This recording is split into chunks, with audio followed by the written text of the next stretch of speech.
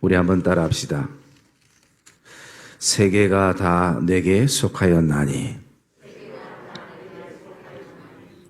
옆에 분들은 고백합시다. 세계가 다 내게 속했답니다.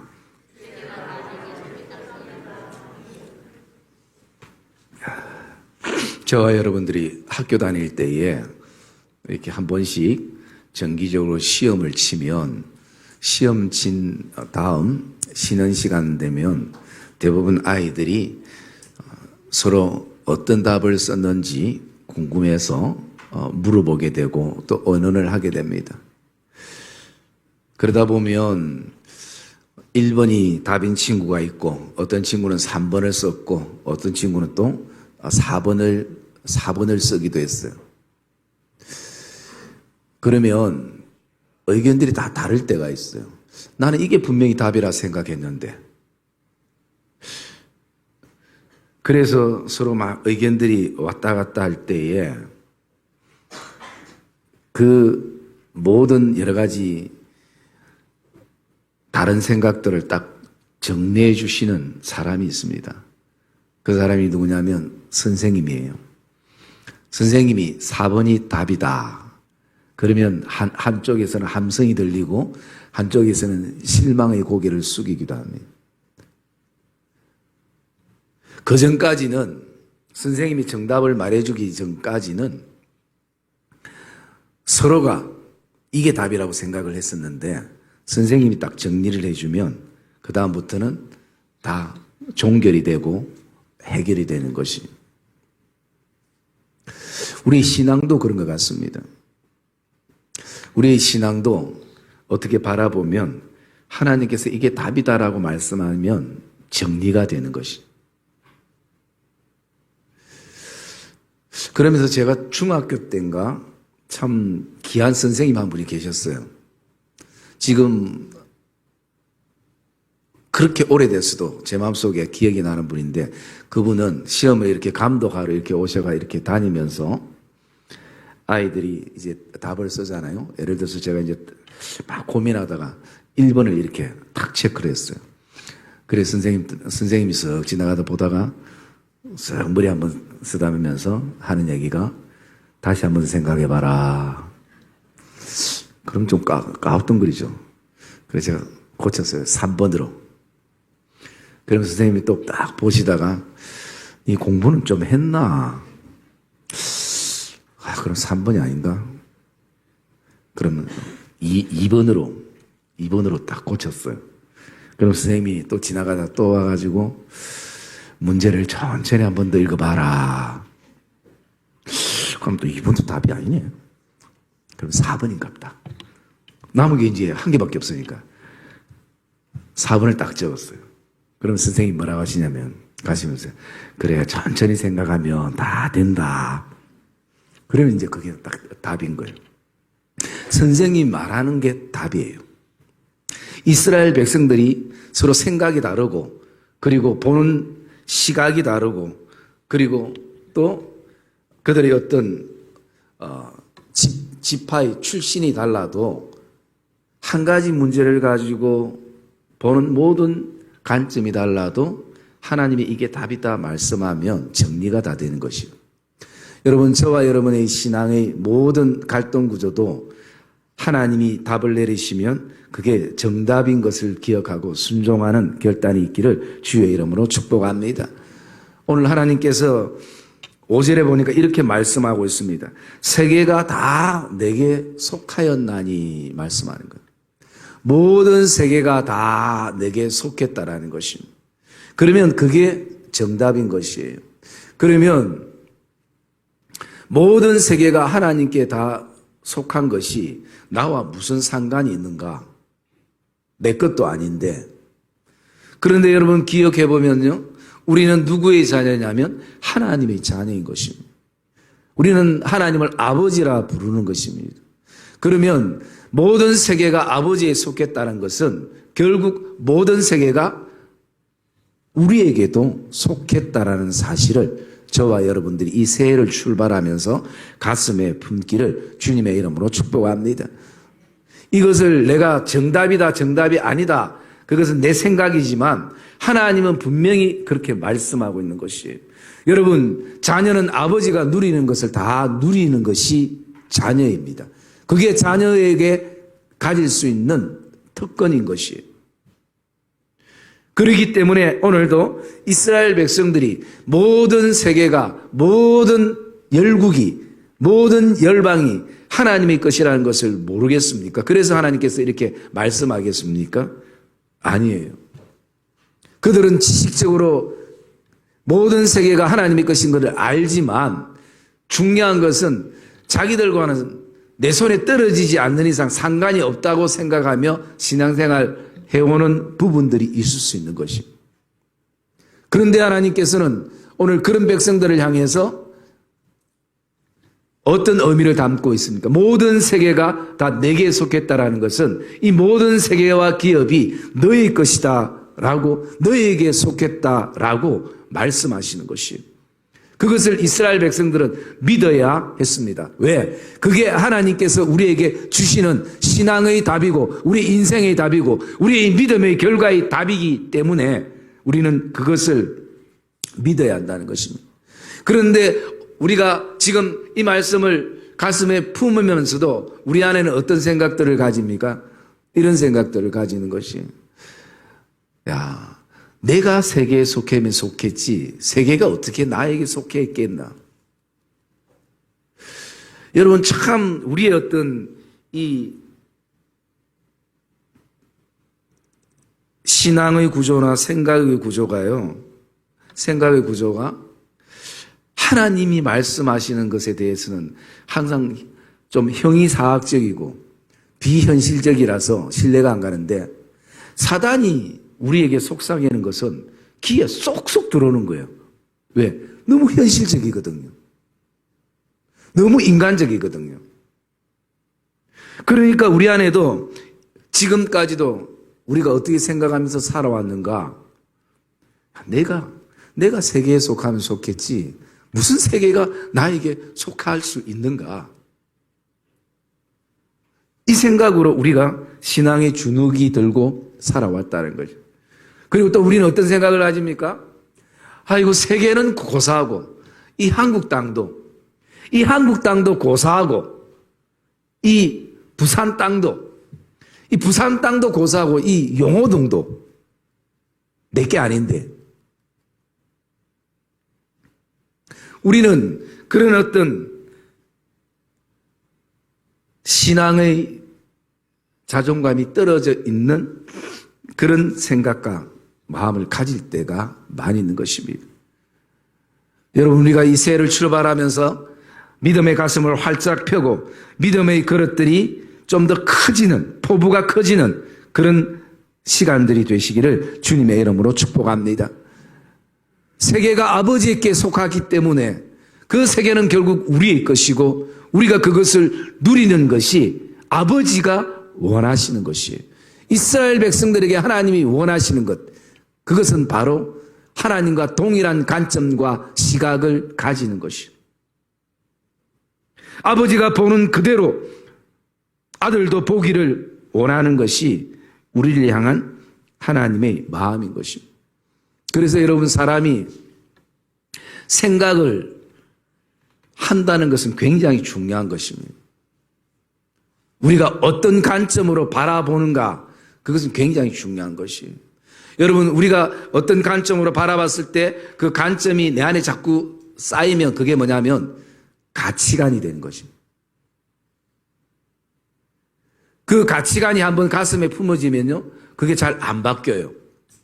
그리고 그 가치관이 하나 둘 모이기 시작하면 그게 자신이 가지고 있는 세계관이 되어지는 것입니다.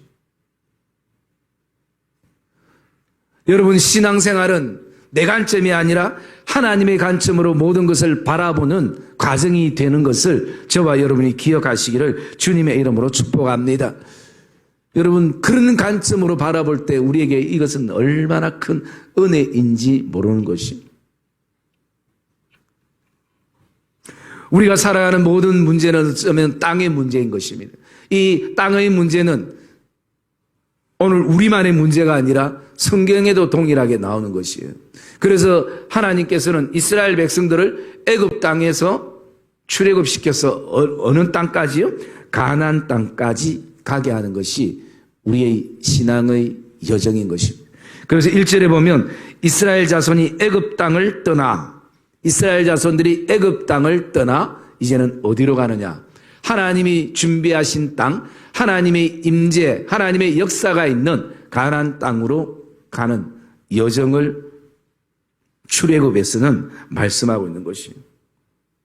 그러면서 우리가 2022년도를 이렇게 맞이하면서 제가 기도하면서 올해는 어떤 표현을 가지고 출발할까 그렇게 묵상하는 가운데 제안해 주셨던 것이 바로 4대 비전을 향하여라는 생각을 품게 됐습니다. 우리가 해마다 표현은 다르지만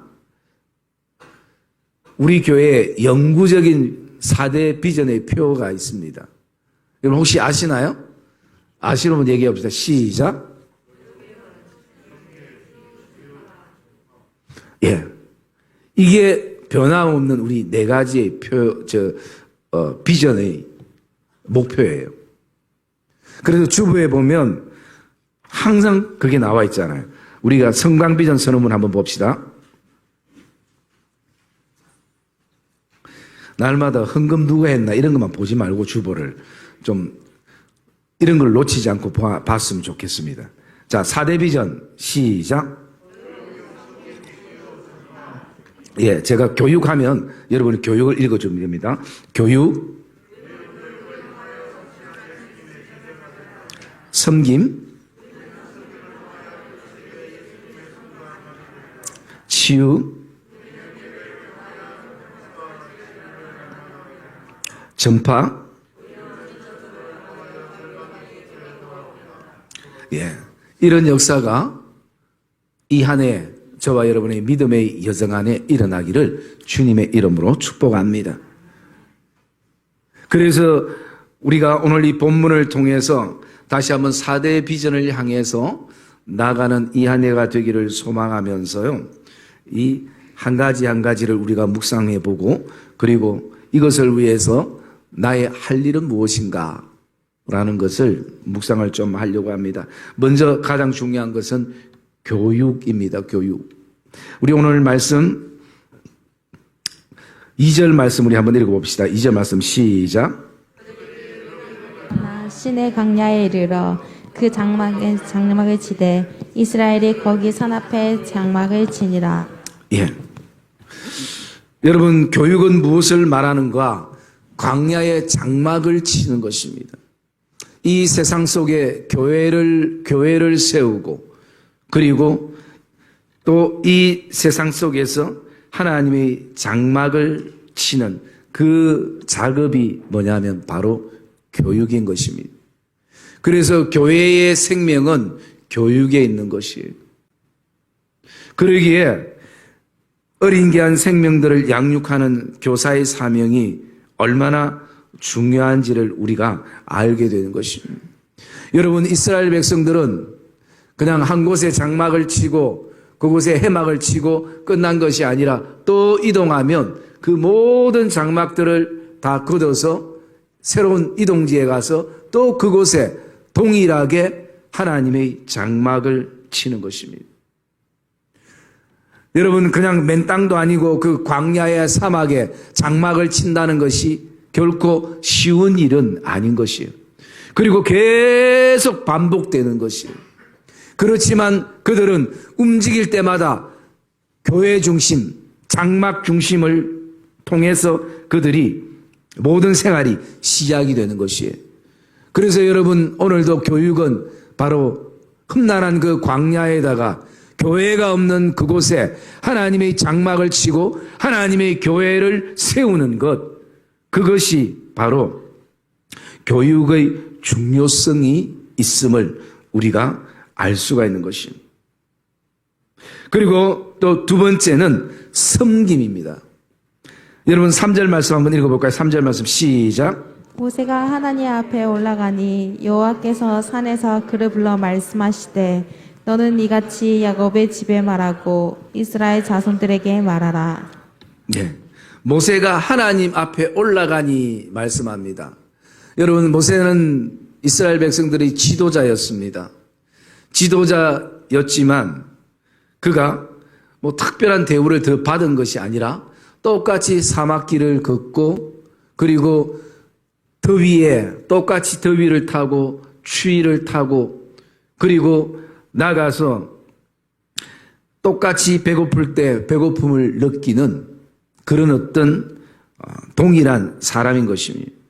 예를 들어서 다른 사람들이 전부 다 막 사막을 걸어가는데 모세 혼자 아주 좋은 승용차를 쫙 타고 가서 그 다음에 자신의 할 일을 했다면 그러면 이 섬김이 제대로 되지 않았을 것이에요. 그런데 백성들하고 똑같이 움직이고 백성들이 쉴 때에 여러분 모세도 사람이기 때문에 피곤하고 힘들 것인데 백성들이 쉴 때는 모세는 또 다르게 자신에게 주어진 일을 해야 됐습니다. 그게 뭐냐면 시내산으로 올라가는 것입니다. 하나님 앞에 올라가는 것입니다.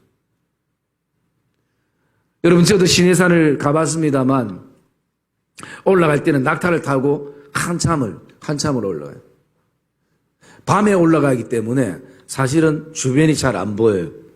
그래 나중에 내려올 때 보니까 내려올 때는 낙타를 거의 안 타고 와요. 여러분도 알다시피 낙타가 앞발은 짧고 뒷발이 길잖아요. 그래서 올라가는 건 괜찮은데 내려오는 것은 잘못하면 낙타가 타고 내려오다가는 넘어질 수 있어요. 그리고 신기한 것은 그 낙타를 다루는 사람, 베두인이라는 사람, 그 종족이 있는데 낙타가 신기한 것은요, 그 사람 없어도 그냥 습관적으로 그냥 올라가요. 태아와가 옆에 주인이 없어도 한참을 올라요. 그냥 편하게 집에서 그냥 하나님 앞에 서면 되는데 왜 모세는 또 시내산까지 올라가는가? 하나님이 부르시는 것인데. 여러분 그렇게 시내산으로 올라가는 섬김을 가집니다. 그 7절 말씀 한번 볼까요? 7절 말씀 시작. 모세가 내려와서 백성의 장로들을 불러 여호와께서 자기에게 명령하신 그 모든 말씀을 그들 앞에 진술하니. 예, 올라와서 좀 푹 쉬는 게 아니라 또 하나님의 말씀을 듣고 어떻게 해요? 또 그 험한 산을 따라 내려가는 거예요. 제가 보니까 아침에 보니까 아이고 시내산이 만약에 이 산이 아침에 올라갔으면 저는 포기했을 거예요. 여러분 옆으로는 전부 다 이렇게 지금 절벽이 밤에 올라가니까 그걸 몰랐어요. 불도 없죠. 그래 나중에 보니까 다 낮에 내려올 때 보니까 절벽이더라고요. 모세가 또 내려온 것이 그뿐만 아닙니다. 10절 볼게요. 10절 읽읍시다. 시작. 그래서 모세에게 이르시되 너는 백성에게로 가서 오늘과 내일 그들을 성결하게 하며 그들에게 옷을 빨게 하고. 예. 또 모세가 백성들에게 또 가야 되는 것입니다. 좀 이제는 좀 쉬고 싶은데 나도 이거 좀 놓고 싶은데 또 하나님께서 말씀할 때 백성들에게 가서라는 것입니다. 그리고 12절도 읽어보세요. 12절 시작. 너는 백성을 위하여 주의 경계를 정하고 이르기를 너희는 삼가 산에 오르거나 그 경계를 침범하지 말지니 산을 침범하는 자는 반드시 죽임을 당할 것이라. 네, 누구를 위해서요? 너는 백성을 위하여라는 것입니다. 여러분 섬김은 성도를 위한 것이고 섬김은 교회를 위한 것이고 섬김은 더 근본적으로 주님을 위한 것입니다. 누군가 그런 어떤 섬김이 있기에 교회가 교회되는 것이고 우리가 이렇게 감사함으로 예배할 수 있는 것입니다. 누군가 쉴 때 뭔가 끊임없이 준비해주고 움직이는 사람들이 있기 때문에 우리가 편안한 것이에요.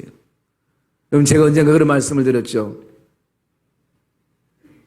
내가 지금 편하다는 것은 나를 위해서 누군가 그 불편함을 참고 있다는 것입니다. 그게 가족이든 우리 교회 공동체든 직장이든 회사든 내가 편하다는 것은 누군가 나의 편함을 위해서 불편함을 참고 인내하고 있다는 것이에요. 그리고 또 반대로 내가 지금 불편함을 참고 안고 인내함을 통해서 그것을 통해서 내 사랑하는 가족들이 또 내 사랑하는 성도들이 좀 더 편할 수 있다는 것입니다. 섬김은 바로 이런 부분들인 것이죠. 그래서 오늘도 섬김 때문에 내가 올라가기 싫어도 올라가야 될 때가 있고 내려가기 싫어도 내려가야 될 때가 있고 만나기 싫어도 만나야 될 사람들이 있는 것이고 이 모든 것이 백성들을 위한 것입니다. 여러분, 이 안에 저와 여러분들이 오늘도 어떤 섬김의 그 자리에 있든지 그 섬김을 통해서 누군가 신앙의 위로와 또 마음의 평강과 그리고 신앙의 성숙을 가져다 주는 섬김의 자리인 것을 저와 여러분들이 기억하시기를 주님의 이름으로 축복합니다. 이것은 교회뿐만 아니라 가게나 일터나 또 직장이나 사업처에도 동일한 것이에요. 그래서 주님께서는 뭐라고 말씀합니까? 내가 이 땅에 온 목적은 섬김을 받으러 함이 아니요 나는 도리어 섬기러 왔노라. 여러분, 저와 여러분들이 가는 곳마다 저와 여러분들이 믿음의 걸음을 걷는 곳마다 그곳에는 항상 섬김의 주님의 마음이 품어지는 은혜가 있기를 주의 이름으로 축복합니다. 이 안에 우리에게 굉장히 중요한 요소가 될 것입니다. 그리고 세 번째는 치유입니다. 우리 오늘 말씀 4절 말씀 읽읍시다. 4절 말씀 시작. 내가 이곳 사람에게 어떻게 행하였은가? 내가 어떻게 독수리 날개로 너희를 업어 내게로 인도하였음을 너희가 보았느니라. 예. 여러분, 반드시 신앙생활에는 우리가 하나님의 치유를 경험하게 됩니다.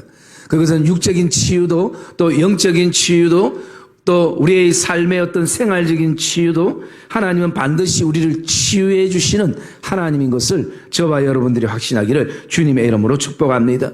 오늘 4절 말씀에 이렇게 하나님이 말씀합니다. 내가 애굽 사람들에게 어떻게 행하였는지 그리고 또 내가 어떻게 너희를 독수리 날개 품음같이 품고 안고 그리고 위로하고 인도하고 사랑했는지를 너희가 보지 않았느냐라고 말씀하는 것입니다. 어떻게? 여러분, 저와 여러분의 신앙의 가정 안에도 하나님이 나를 어떻게 위로하시고 또 격려하시고 또 사랑하시고 인도하시고 또 치유하셨다라는 그 사실이 우리에게는 오늘도 남아있는 것입니다. 그리고 그것은 과거로 끝나는 것이 아니라 지금 현재에도 하나님은 그렇게 이 예배의 시간을 통해서도 하나님은 그렇게 역사하시는 하나님인 것을 믿으시기를 주의 이름으로 축복합니다. 그래서 우리는 예배 때 하나님에 대한 기대를 가지고 나가는 것입니다. 사람에 대한 기대가 아니라 어떤 분위기에 대한 기대가 아니라 오늘도 어떤 상황 속에서도 하나님만이 역사하시면 그 역사 속에 반드시 치유가 일어나고 회복이 일어나는 것을 저와 여러분이 확신하기를 주의 이름으로 축복합니다. 그래서 여러분, 우리가 예배 때는 두 가지를 기도하면서 두 가지를 기대해야 되는 것이에요. 하나는 뭐냐면 하나님, 이 예배가 정말 온전히 하나님께만 영광되어지는 예배가 되고 오로지 하나님의 거룩이 이 예배를 통해서 나타나며 그리고 하나님의 존귀함만이 드러나는 예배가 되게 해 주시옵소서. 사람의 기분이나 사람의 감정이나 또 어느 누구를 높이는 그런 예배가 아니라 오직 예배의 대상은 살아계신 하나님이시기 때문에 하나님만이 우리의 예배를 받으시옵소서. 여러분, 이게 우리의 기도의 제목이 돼야 되고 예배를 향한 마음이 돼야 되는 거죠. 그리고 두 번째는 하나님, 이 예배를 통해서 성령께서 기름 부으시는 은혜를 통하여 하나님, 이 예배를 통해서 우리를 만져주시옵소서, 치유해 주시옵소서, 회복해 하시옵소서. 그 기대가 우리에게는 있어야 되는 것입니다. 여러분, 이것은 예배를 수차게 들어도 매 순간마다 예배 때 설 때마다 우리는 그 마음을 품고 예배함으로 나가야 되는 것입니다.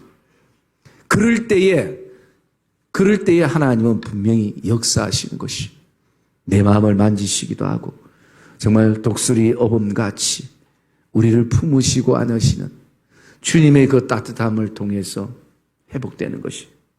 여러분, 이 땅에 아무리 좋은 약들이 있지만 약으로 치료 안 되는 우리 부분들이 얼마나 많습니까? 물론 육신적으로는 약으로는 좀 치료되는 부분이 있다 할지라도 우리가 치료될 것이 어떤 육신적인 것 뿐이겠습니까? 영적인 것, 정신적인 것, 또 심리적인 것, 그 다음에 정서적인 것, 모든 것이 하나님의 그 손길을 통해서 치유돼야 되고 회복돼야 될 줄 저와 여러분들이 오늘도 기억하시고, 하나님, 우리가 드려지는 모든 예배, 특별히 우리 어른들만의 예배가 아니라 우리 사랑하는 아이들의 예배들도 또 선한 청지기, 숫자는 작지만 하나님께서 기뻐하시는 그 선한 청지기의 예배를 통해서도 하나님께서 그런 역사들을 일으킬 것을 저와 여러분들이 기대하시기를 주의 이름으로 축복합니다. 여러분, 이 안에 애굽 땅 같은 이 세상, 험난한 세상 속에서 하나님께서 우리를 통하여 어떻게 행하시는지, 그리고 나가서 오늘도 저와 여러분들을 독수리 날개침같이 우리를 품으시고 인도하시고 안으시는 그 하나님의 역사를 저와 여러분들이 믿음의 눈으로 바라보는, 보게 되는 이 복된 한 해가 되시기를 주님의 이름으로 축복합니다. 하나님 그렇게 말씀합니다. 너희들이 보지 않았느냐?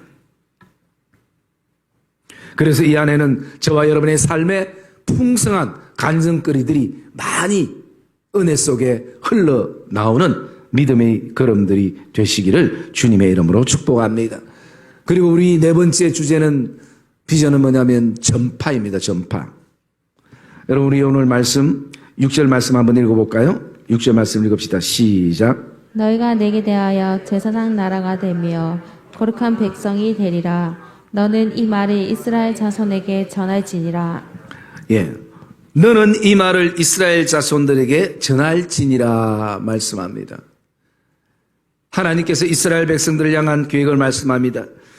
너희는 내게 대하여 제사장 나라가 되고 거룩한 백성이 되리라. 너는 이 말을 백성들에게 전할지니라 말씀하는 것이. 여러분, 교회의 생명은 또 중요한 한 가지가 바로 전파입니다. 그리스도의 사랑이 흘러가도록 세상에 그 그리스도의 사랑을 우리가 전하는 것입니다. 그래서 지금도 제사장 나라인 것을 모르고 거룩한 하나님의 백성인 것을 모르는 사람들이 우리 가족 안에도 있을 수 있고 내 지인 안에서도 있을 수 있고 내가 가장 친근감을 가지는 동료 아내들도 있을 수가 있는 것입니다.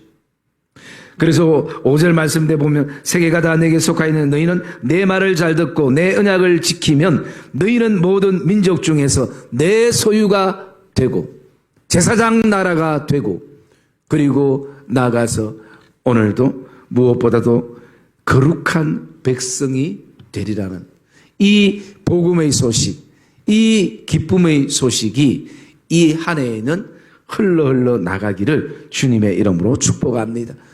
그래서 전파되어지는 것이. 그러면 우리가 이런 하나님이 우리에게 주신, 우리 교회를 향해서, 성도들을 향해서, 저희를 향해 주신 교육, 성김, 치유, 이 전파의 비전을 가슴에 품고 이 한 해를 출발할 때 현실적인 우리의 삶에 나는 그럼 무엇을 해야 하는가? 나는 어떻게 해야 하는가?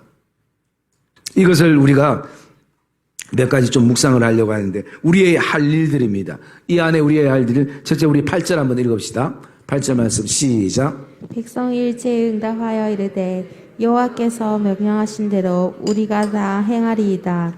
모세가 백성의 말을 여호와께 전하매. 아멘. 여러분, 첫 번째 우리의 할 일은 뭐냐면요, 함께 믿음의 손을 잡고 일어서서 나가는 것입니다. 오늘 백성들을 향해서 모세가 와서 하나님의 말씀을 전했을 때 그들이 어떻게 했습니까? 백성이 일제히 응답하여 이르되 말씀하는 겁니다. 백성들이 일제히 응답하여 이르되 이것은 백성들이 하나님이 그렇게 말씀하시면 아멘입니다. 하나님이 그렇게 말씀하셨다면 우리가 이 험한 광야의 시간 속에 있지만 이 사막 속에 있지만 오늘도 하나님이 그래 말씀하셨다면 우리는 그 말씀에 순종하겠습니다. 이런 믿음의 반응들이 있는 것이요. 여러분, 이 안에 우리 교회가 교육과 섬김과 치유와 전파, 이 하나님의 거룩한 목표를 이루기 위해서 우리에게는 할 일이 있습니다. 그것은 일제히 응답하는 것입니다. 함께 믿음의 손을 잡고 같은 마음, 같은 뜻, 같은 생각을 품고 하나님 나라를 위하여 오늘도 믿음의 전진을 함께 하는 것입니다. 사막이 우리를 막지 못할 것입니다. 광야도 우리를 막지 못할 것입니다. 반드시 하나님의 은혜 가운데 우리는 지나가게 될 것입니다. 그 믿음의 결단이 우리에게는 있어야 하는 것입니다. 그리고 또 할 일 두 번째, 우리가 10절 말씀 읽을까요? 10절 말씀 읽읍시다. 시작. 여호와께서 모세에게 이르시되 너는 백성에게로 가서 오늘과 내일 그들을 성결하게 하며 그들에게 옷을 빨게 하고. 예, 우리는 매일매일 성결하기 위해서 우리의 믿음의 옷을 빨아야 하는 것입니다. 여러분, 사람이 옷이 더러우면 그 옷을 계속 입는 사람은 없을 것입니다. 옷은 빨아야 깨끗한 것이요. 여러분, 그릇도 마찬가지입니다. 여러분, 어떤 그릇에 이따 점심을 드실래요? 한 그릇 하나는 가격이 100만 원 합니다. 그릇 한 개는 1,000원짜리 그릇이에요. 여러분, 어디에 드시고 싶어요? 새해부터 정답을 얘기하고. 여러분, 이왕이면 우리가 비싼 그릇에 먹고 싶으면 좀 더 낫겠죠? 그런데 중요한 것은 그 그릇 아니에요. 100만 원, 아무리 100만 원짜리 그릇이라도 그 그릇 안에 양념이 묻어 있고 밥풀이 뭐 툭툭툭 묻어 있으면 거기다가 맛있겠다고 밥을 먹는 사람은 진짜 정상적인 사람이면 않을 거예요. 그런데 1,000원짜리 그릇이라도 그 안에는 깨끗하면 거기다가 밥을 담아 먹어요. 여러분, 그릇의 크기가 중요한 것이 아닙니다. 가격이 중요한 것이 아니에요. 사도 바울이 우리에게 얘기했던 것처럼 그 안과 겉을 깨끗하게 해야 되는 거죠. 신앙의 생명은 성결이고 깨끗함인 것입니다. 그렇기 때문에 오늘 여호와께서 말씀하시는 거죠. 모세에게 이르시되 너희는 백성들에게 가서 오늘과 내일 그들을 성결케 하기 위하여 그들에게 옷을 빨게 하고. 하나님이 성결을 원하시는 것이. 이왕이면 여러분, 저와 여러분들이 믿음의 값진 그릇이 되어지고 거기에 믿음의 풍성함, 하나님 앞에 깨끗하게 쓰임받는 성결한 그런 어떤 믿음의 성도들이 되기를 주의 이름으로 축복합니다. 누군가를 성결케 한다는 것은 나도 성결해야 그 영향력이 흘러가는 것이에요. 요즘은 여러분, 말로 되는 시대는 지났습니다. 아무리 가르쳐도 사람이 바뀌지 않는 시대 속에 우리가 살아갑니다. 그러나 성결함은 영향력으로 흘러가는 것이에요. 가족 안에서도.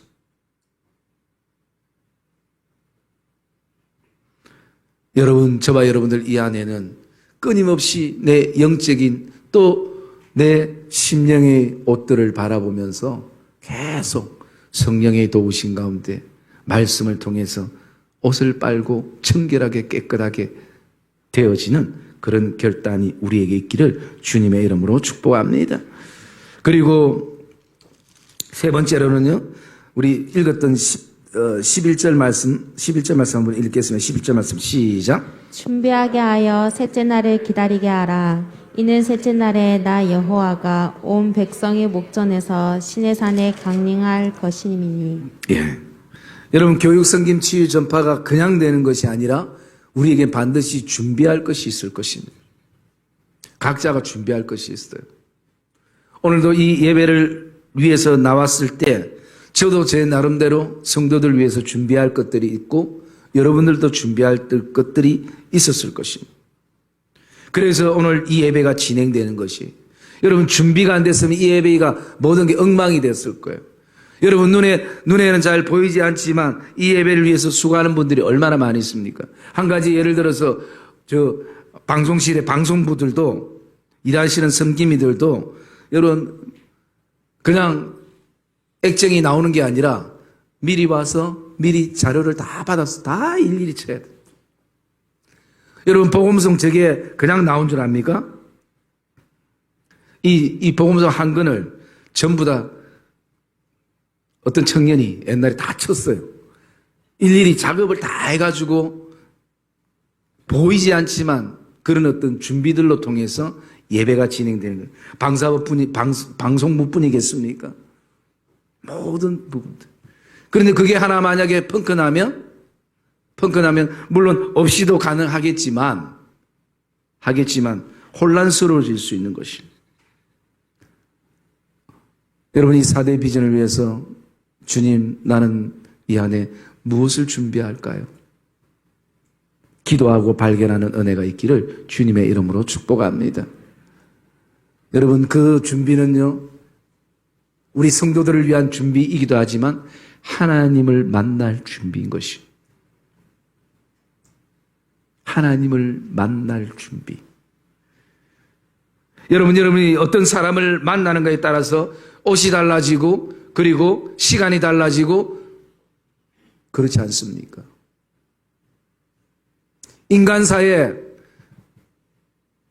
오늘도 사람을 만나도 그런데 오늘 여호와를 만날 때에 나는 어떤 준비를 할 것인가? 그리고 마지막 한 가지가요, 우리 11절입니다. 11절 읽읍시다. 시작. 준비하게 하여 셋째 날을 기다리게 하라. 이는 셋째 날에 나 여호와가 온 백성의 목전에서 시내산에 강림할 것임이니. 예. 그 다음에 우리에게 필요한 것은 기다림의 인내인 것입니다. 신앙의 열매는 돌아보면요, 기다림의 인내 속에 맺혀지더라고요. 참 그게 내 생각대로 잘 되지 않을 때가 많이 있죠. 나는 이 정도 기다리면 될 것 같은데, 남편이 이 정도 기다리면, 아내가 이 정도 기다리면, 자녀들 이 정도 기다리면 하나님께로 돌아올 것 같은데,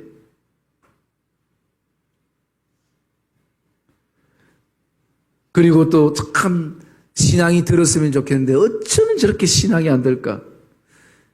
10년, 20년 그렇게 믿어도 아직도 신앙이 제대로 안 들어서 신앙의 철이 없어서 마음 쪼일 때도 굉장히 우리에게 많이 있을 수 있는 것이.